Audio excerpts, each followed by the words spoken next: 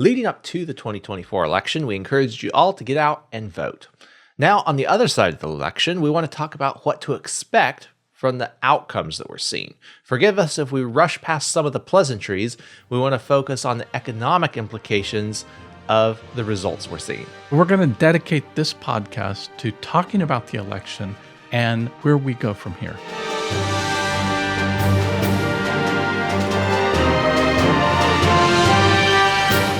Listen to this great quote by the first Supreme Court Justice, John Jay. All that the best men can do is to persevere in doing their duty to their country and leave the consequences to him who made it their duty, being neither elated by success, however great, nor discouraged by disappointment, however frequent and mortifying. We must go home to be happy, and our home is not in this world. Here we have nothing to do but our duty, and by it to regulate our business and our pleasure. So if you voted in this election, thank you for doing your duty. Now it's time to roll up your sleeves and get to work. Nothing is ever perfect. That includes election results. Some of the results that we look at, we can be happy about. Some of the results we're probably not so happy about. But where do we go from here? Here's something I was happy about, and that is that Donald Trump won the electoral vote, but he also won the popular vote. And that doesn't always happen. Sometimes one candidate gets a popular vote, one candidate gets the electoral vote, and then when people don't understand what the electoral vote is for, then often there's times, they start saying, well, let's get rid of the electoral college. But that would mean that the most populous areas of the country, LA, Chicago, New York, that they would be determining the election against all the population. So this time that both the popular vote was for Donald Trump and the electoral vote was for Donald Trump. I think that can kind of be unifying to realize, oh, this is really who our country wanted in office. Especially with all the division that we've seen in the recent years, I think that is a wonderful outcome, is that the one candidate won both the electoral vote and the popular vote. It is going to help bring our country together, I think. Another thing that's going to bring our country together is now that the Republicans have won more seats in the Senate than the Democrats are not going to want to get rid of the filibuster, because the filibuster gives the minority party the right to stall or delay legislation that takes place in the Senate. And so by getting rid of the filibuster, they'd get rid of their power. Now we want to move into the financial results that will come about because of this election, things we're looking forward to.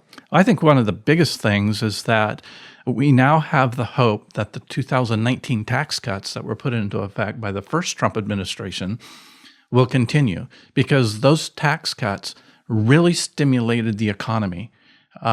People say, well, don't tax corporations, or tax corporations, because they're greedy and they're making all this money. But when you tax a corporation, all the corporations do is raise prices so that everybody then has to pay a higher fee.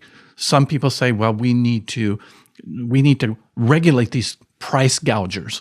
Well, then that's going to inhibit production, and then everyone's not going to have the things that they desire and need. I don't think we're going to see that happen with the administration that was elected, because we're going to see some negotiation. We're not going to see, hopefully, as much corporate regulation, but we're going to see the costs be cut. So one example is energy prices. We should see energy prices come down, which should be able to, in turn, lower the cost of goods and services that everyday Americans are purchasing.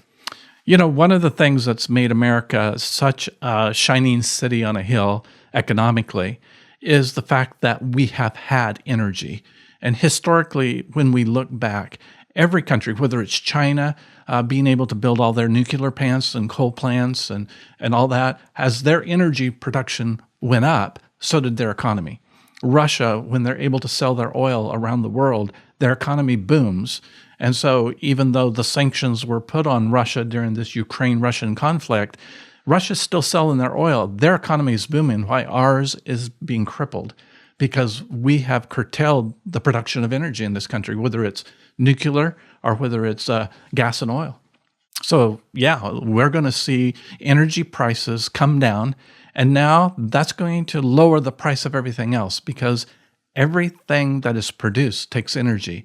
Everything that is transported from one place to another takes energy. It even takes energy for you to go to the store and buy things, or for Amazon to deliver it to your house. And so when the cost of energy goes down, then the cost that you pay for things goes down. This is kind of an example of that energy cost, or what you were speaking of earlier, that corporate tax. But I remember Nelson Nash, he used to talk about, I listened to him in how many seminars, but he used to talk about driving behind a truck and seeing that they had a bumper sticker on the back of the truck saying, this truck paid X amount of dollars in taxes. And he would say, that's ridiculous. That truck didn't pay any taxes. Actually, he said, lie, because that's the way he talked. But what happened is the companies that were using those trucks, they had to charge more for their goods and services so that they could pay the tax that was attributed to that truck being on the road. So there again, it's just the consumer paying for it. And when we don't have to pay for that, then that frees up our money. And that raises an opportunity for you as you're listening to this.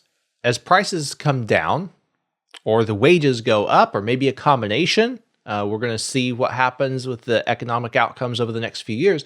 That puts a choice in front of you. You can either buy more goods and services and spend the extra money, or you can put it away for the future. You can do both. It's a balance, because you want to benefit in economic good times, and by purchasing things that stimulates the economy, makes it better. But at the same time, if we don't put part of what we are able to generate away in good times, then there won't be anything in the bad times. Now, some of our clients, since 2020, when the economy crashed and inflation went sky high, a lot of our clients were depending on their life insurance cash values to make it through, because their business was shut down, or people weren't able to participate economically like they were before. And on a positive note, some of our clients during that downtime, they used their cash values to expand. That's right. And they had downtime anyway, so why not use some of the capital that they had saved up and expand during the downtime? But if they hadn't put that capital away during the good times, it wouldn't have been there when those tough times came. And if one thing we know historically is that the good times don't always roll. There's going to be economic tough times in the future, regardless who is in the White House or who is on your local school board, because that's the way the economic pendulum works. It goes back and forth, and we need to be aware of that, so that in the good times, just like Joseph told Pharaoh, the good times are here. You're going to have 7 years of plenty. Stock it away, because there's 7 years of lean famine coming, and if you don't store it now, you'll die. Over the next 4 years, we can expect regulations to be cut. Income taxes are even potentially on the table to be cut. That could add a lot of money to Americans' pockets. Some of these deals are going to take time to get done. We know Donald Trump was into negotiation during his first term, trying to make things better for everyday Americans. But things like the national debt, that's not going to disappear overnight. The deep state's not going to disappear overnight. We have the Government Efficiency Commission that Elon Musk is trying to come in, cut some regulations. But even he's saying it may take him a couple of years to get some federal employees off the payroll. He wants to give them some paid time off so they get a chance to transition their careers. Ron Paul's wanting to help him in this endeavor, but that's going to take some time to get done. So it's not going to be immediately that we're going to see the all the benefits of that. It could be a couple years delayed. So when we do see those economic benefits, it's important to be prepared with a plan for what we want to do with that extra money. Some of it we may spend to improve our lifestyle and things like that, but we also need to make sure that we're putting away for that rainy day. It reminds us of the story of Joseph in the Bible. He said, you put away during the 7 years of plenty because those lean years are coming. Yeah, you don't turn a train around on a dime. It takes a while, and we've got a huge economic train that the U.S. government is towing, and some of those cars need to just be cut, and they will be gotten rid of. But to turn that train around and get it going in the other direction takes a little time. And I know that Trump has talked about cutting taxes on tips, cutting taxes on overtime work, cutting taxes on Social Security. I know if he cuts the tax on Social Security, I'll sign up for Social Security now because I will collect more of the money I paid in if I can take it now than if I wait. But if that tax isn't cut, then there's no incentive for me to start taking Social Security now because I'll pay back 85%. Hey, just stop. Stop right there. John, would you get his banker hat? There you go. Because you're talking about things that are different than what you've talked about before. You're looking at the current economic circumstance, environment, and you're making different decisions. So say that again. If Trump is successful in getting Congress and to go along with him and cut the tax on Social Security benefits, then I will sign up for Social Security right now because I won't be penalized if I continue to work. Because right now, if I continue to work and take Social Security, 85% of what I earn on my Social Security benefit will be taxed as income. If that goes away, that's just money in my pocket. Might as well take and the- allows take the me money then and to use be it. a better steward of the money. And it's my money. I paid it in over the 45 years or so that I've been working. We're going to go to a break right now, but when we get back, we're going to talk about other things that you can be considering for your financial circumstances. Policy design is critical to having cash value early in your policy and having it grow quickly. Regular whole life insurance starts out with little to no cash value and a relatively high death benefit. But Nelson Nash, the founder of the infinite banking concept, said, "Your need for cash during your life is greater than your need for death benefit." That's true. So if you design the policy differently with a paid up additions rider, you can bring that cash value up sooner and cause it to grow better and reduce the death benefit a little bit. This is good because your need for cash during your life is greater than your need for death benefit. Over the years, the cash value and the death benefit are going to grow in a well-designed policy like this until your death benefit is actually higher than it would be in a regular whole life insurance towards the end of your life, which statistically is when you're most likely to need it. That is a win all the way around, and that's the way we write policies here at McPhee Insurance. If you want a well-designed policy that's designed to have cash value early and have its cash value grow quickly, there's two ways you can get it. You can get it from us here at McPhee Insurance. That's the way we write policies.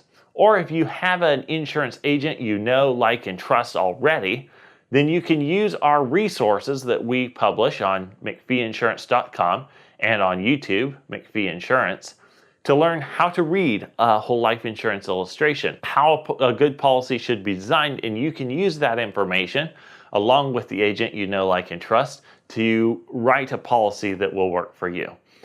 And once it is all set up and ready to go and you're ready to purchase the policy, if you want to double check it, you can use our insurance review service and we'll let you know if it's a good policy or not. It's well worth the $75 to have that peace of mind. If you want good life insurance or you want your life insurance reviewed, you can contact us by phone at 702-660-7000 or by email. Our email is team@mcpheeinsurance.com.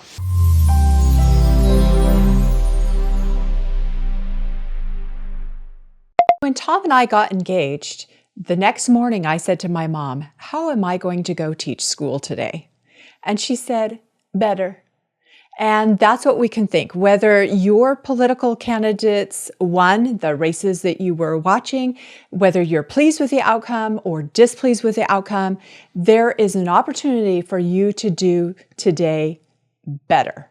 And whatever financial decisions you make, you can make things better. And so we want to talk about some different opportunities that might be coming along for you so that you can identify those and have a better outcome.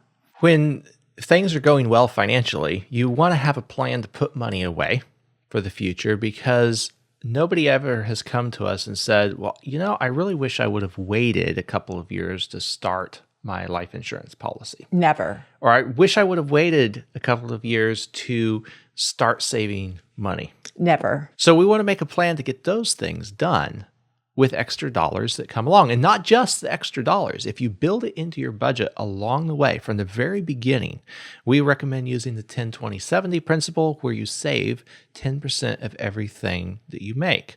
70% is for living expenses, and 20% of your income then is for debt service. And if you don't have debts that you're paying off, well, then that just means that you can save 30% of your income.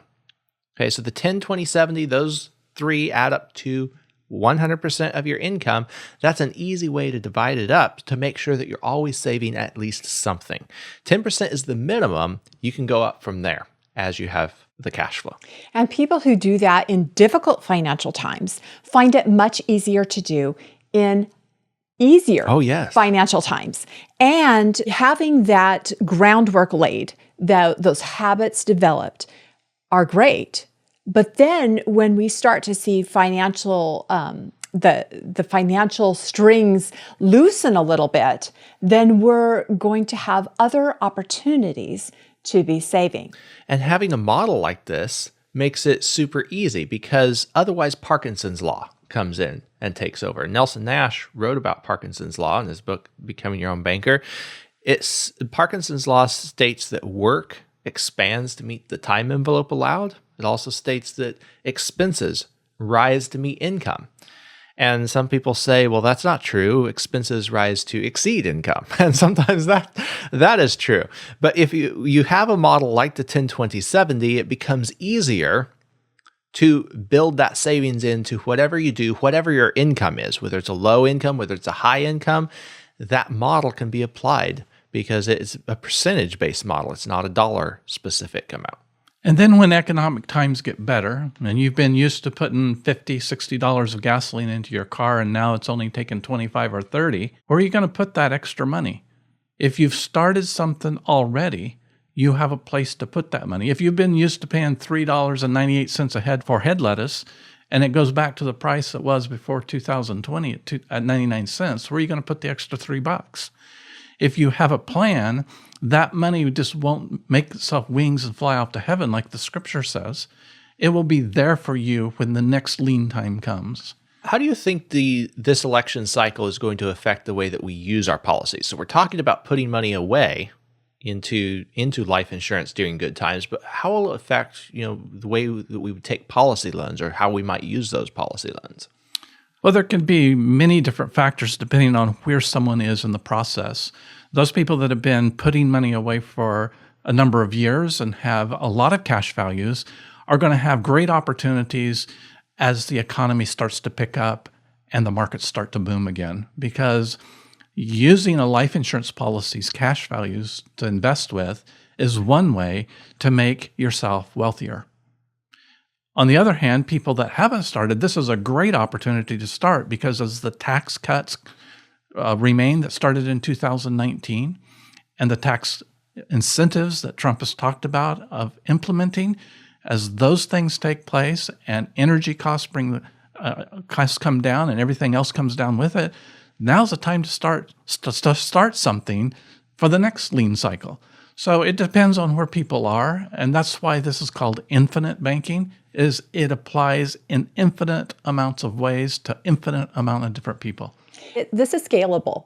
So if you're getting tax cuts and you are suddenly able to save $65,000 on taxes you didn't have to pay through your business, then of course you can be using that amount as well. You know, what amounts you have available is depending on what the situation is. So whether you're looking at a small amount of money or a large amount of money, opportunity is there.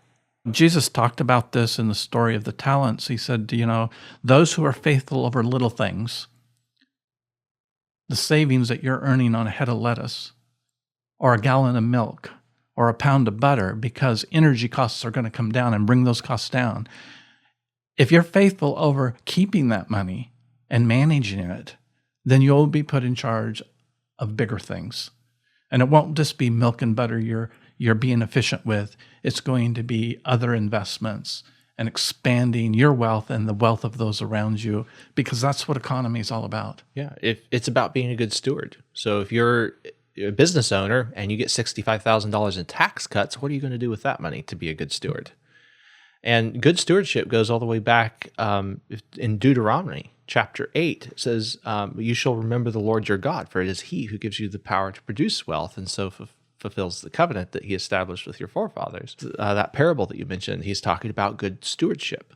That's what's demanded of us. It's not necessarily the dollar amount that we're working with. It's what did we do with it? You were talking a little while ago about it's going to take a while to turn things around. And we have a sign here in our house that says, all great things take time to grow. And that is true. That's true of changing economic policy. It's true of purchasing a whole life insurance. Those great things, the assets you're building, it takes time to grow. Based on what we have seen historically in the financial world, we want to encourage you to start saving for your future.